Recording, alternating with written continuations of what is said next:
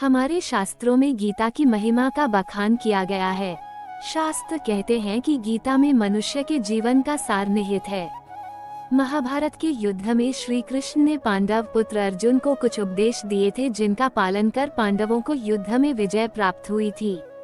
पुनर्जन्म से आशय आत्माओं की पुनः स्थापना से है। गीता के पहले अध्याय के पाठ में पुनर्जन्म से जुड़ी कई दिलचस्प बातों का उल्लेख किया है। मान्यता है कि पहले पाठ के अध्ययन से पिछले जन्म से जुड़ी बातें याद आ जाती हैं। हमारे पुराने कर्मों का जीवन चक्र से गहरा संबंध है। हमें कई ऐसे उदाहरण मिले हैं जहां लोगों ने अपने पूर्व जन्म के बारे में बताया है, मगर अधिकांश लोग मृत्यु के बाद जब नए योनि में प्रवेश करते हैं तो वो अपने पुराने जन्म के बारे में भूल जाते हैं। एक बार भगवान विष्णु से माता लक्ष्मी ने प्रश्न किया, भगवान, आप संपूर्ण जगत का पालन करते हुए भी अपने ऐश्वर्य के प्रति उदासीन से होकर इस क्षीरसागर में निद्रा में लीन रहते हैं, इसका क्या कारण है? तब भगवान विष्णु ने माता लक्ष्मी को बताया कि वह निद्रा में नहीं रहते हैं, बल्कि तत्व का अनुसरण करने वाली अंतर्दृष्टि के द्वारा अपने ही महेश्वर तेज से साक्षात्कार करते हैं। श्री भगवान बोले, प्रिय, आत्मा का स्वरूप द्वैत और अद्वैत से पृथक, भाव और अभाव से मुक्त तथा आदि और अंत से रहित है। शुद्ध ज्ञान के प्रकाश से उपलब्ध होने वाला तथा परमानंद स्वरूप होने के कारण एकमात्र सुंदर है। वही मेरा ईश्वरीय रूप है। आत्मा का एकत्व ही सबके द्वारा जानने योग्य है। गीता शास्त्र में इसी का प्रतिपादन हुआ है। भगवान विष्णु के वचन सुनकर लक्ष्मी देवी ने कहा, गीता का ये प्रतिपादन मैं भी जानना जानती हूँ। तब भगवान विष्णु ने गीता के 18 अध्यायों में अपनी स्थिति बताने के उद्देश्य से कहा, क्रमश 5 अध्याय मेरे 5 मुख हैं, 10 अध्याय मेरी 10 भुजाएं हैं, 1 अध्याय उदर और 2 अध्याय दोनों चरण कमल है। इस प्रकार यह 18 अध्यायों को ईश्वरीय मूर्ति ही समझनी चाहिए। गीता के ज्ञान मात्र से ही महान पातकों का नाश होता है। जो भी गीता के 1 या आधे अध्याय का अथवा 1 आधे या चौथाई श्लोक का भी प्रतिदिन अभ्यास करता है, वह सुशर्मा के समान मुक्त हो जाता है। तब देवी लक्ष्मी ने सुशर्मा के जीवन की कथा जाननी चाहिए। विष्णु भगवान ने बताया कि सुशर्मा बड़ी खोटी बुद्धि का मनुष्य था। वह न ध्यान करता था, न जप और न अतिथियों का सत्कार। वह हल जोतता और पत्ते बेचकर जीविका चलाता था। वह मदिरा और मांस का सेवन करता था। इस प्रकार उसने अपने जीवन का दीर्घकाल व्यतीत कर दिया।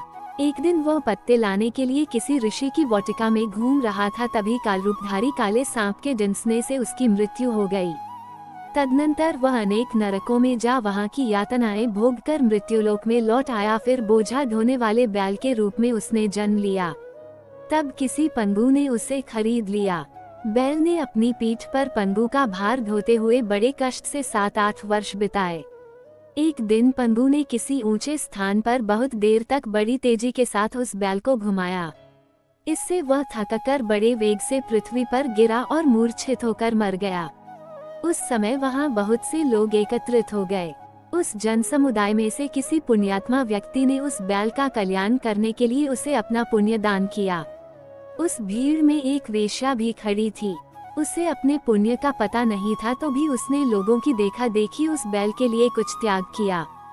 यमराज के दूत उस मरे हुए प्राणी को पहले यमपुरी में ले गए। वह वेश्या के दिए पुण्य से पुण्यवान हो गया, फिर उसे छोड़ दिया गया। वह भूलोक में आकर उत्तम कुल और शील वाले ब्राह्मणों के घर में उत्पन्न हुआ। उस समय भी उसे अपने पूर्वजन्म की बातों का स्मरण बना रहा।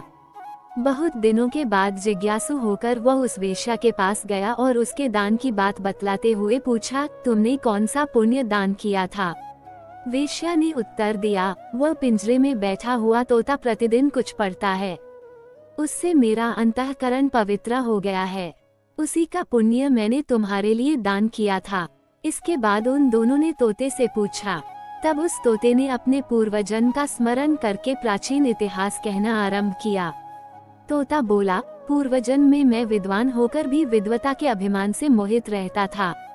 मेरा राग द्वेष इतना बढ़ गया था कि मैं गुणवान विद्वानों के प्रति भी ईर्ष्या भाव रखने लगा। फिर समयानुसार मेरी मृत्यु हो गई और मैं अनेकों घृणित लोकों में भटकता फिरा। उसके बाद इस लोक में आया। सद्गुरु की अत्यंत निंदा करने के कारण तोते के कुल में मेरा जन्म हुआ। पापी होने के कारण छोटी अवस्था में ही मेरा माता पिता से वियोग हो गया। एक दिन मैं ग्रीष्म ऋतु में तपते हुए मार्ग पर पड़ा था। वहां से कुछ श्रेष्ठ मुनि मुझे उठा लाए और महात्माओं के आश्रय में आश्रम के भीतर एक पिंजरे में उन्होंने मुझे डाल दिया। वहीं मुझे पढ़ाया गया। ऋषियों के बालक बड़े आदर के साथ गीता के प्रथम अध्याय की आवृत्ति करते थे। उन्हीं से सुनकर मैं भी बारंबार पाठ करने लगा। इसी बीच में एक चोरी करने वाले बहेलिये ने मुझे वहां से चुरा लिया।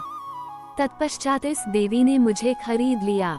मैंने इस प्रथम अध्याय का अभ्यास किया था, जिससे मैंने अपने पापों को दूर किया है।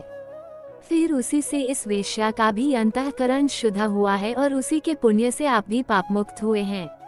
इसलिए जो गीता के प्रथम अध्याय को पढ़ता, सुनता तथा अभ्यास करता है, उसे इस भवसागर को पार करने में कोई कठिनाई नहीं होती।